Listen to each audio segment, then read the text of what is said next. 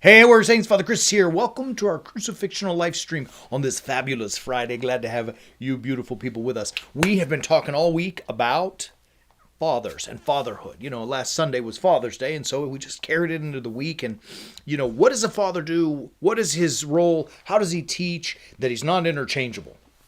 Today we're going to talk about a father teaching his children about their spouse. And you may be saying, well, maybe they're 6 and 7 and 8 years old or 10 years old and they're not even really considering a spouse. Why would the father teach them about getting married when they're just trying to get through grade school and then maybe even into high school and college? They don't need to be thinking about that stuff. I don't know that we need to be overt and that we sit our children down and say, all right, this is how you will have a spouse. This is how you will treat your spouse and be a spouse. I think the father teaches his children by the way he behaves with their mother.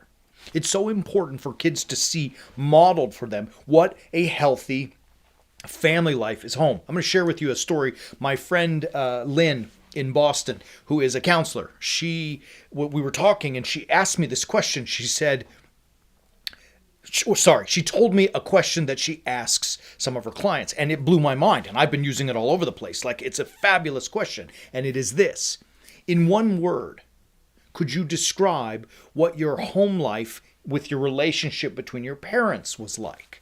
Okay, she eloquates it much better than I do. But the point is, in one word, tell me, what was your parents' relationship like growing up? And I was like, dude, there's some insight in that question. If someone's honest when they answer that, you're going to find out a lot, because it will tell you what their life was like in the home in which they were raised. And you can imagine, some cases it may be beautiful. In some cases it may be, agony. In some cases it may be that they split and they weren't together in the household. There are, a multitude of other, options. But the power of that statement says, what Lynn is looking for is to find ways to get health in her clients. And a lot of that health comes from how we were raised, which means, fathers, show your children how to be a husband so that the boys might learn how to be a husband themselves, and the girls might know how they should be treated or expect to be treated from their husbands. Do you follow it? So you've got to model the behavior,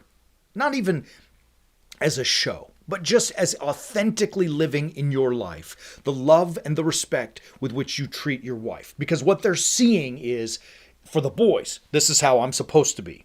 And for the girls, this is what I'm supposed to expect. This is what I'm supposed to tolerate or anticipate, right? And imagine if you're giving these kids a stained or broken image of what it means to be a father and a husband, right?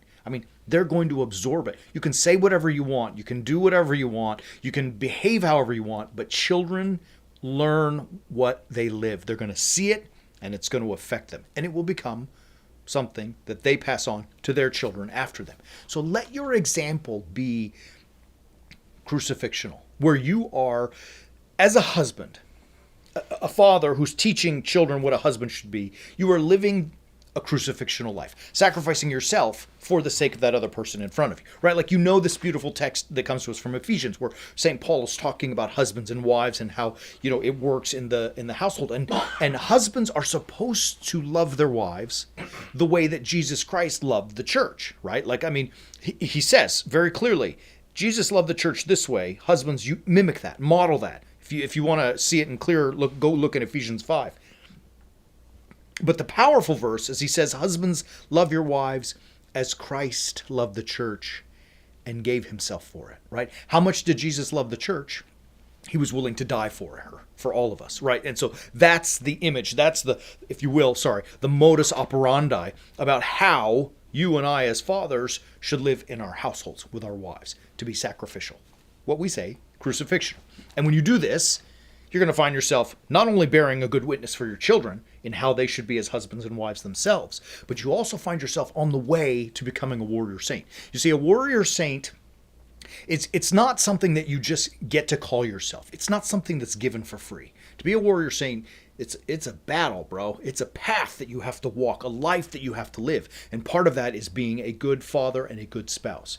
To help you come to grips with all that kind of stuff, because I know it's not easy. We've created warriorsaints.org.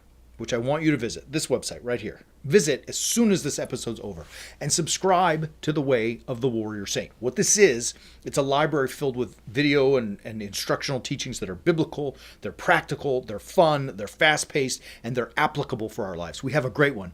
We actually call it, we nickname it here, Hagtal. How a Gentleman Treats a Lady. It's a fabulous episode in which we actually go through a meal at a fancy restaurant between a husband and his wife with like direct action steps on how we should treat our ladies. Let me tell you, if you get this subscription and you watch Hagtal, How a Gentleman Treats a Lady, and incorporate that in your life in front of your kids, they're going to get it. The boys will say, that's how to be a gentleman. That's how to treat my wife. That's how to be a warrior saint. And the girls likewise are going to say, oh, anybody that falls short of that ain't worth my time, right? Like, I mean, it's a powerful lesson. You can only find it at warriorsaints.org. I'm telling you, we're grinding hard. We're putting our best effort forth to help you on your way to becoming a warrior saint. Remember, it's only done in a crucifixional life. Like Paul said in Ephesians, that Christ was willing to love the church even unto his death on a cross. Warrior saints got to do the same thing. It ain't easy, but with God's help, a little bit of guidance from us, and a lot of effort on your part, I'm telling you, you can get there. You can become a warrior saint yourself. Love you. We'll be back on Monday to teach. But before then, Sunday morning, we will have Orthros and Liturgy as we do every single weekend at 9 and 10 a.m. Mountain Standard Time. Love you. See you Monday. Till then, as always, keep walking on the way of the warrior saint.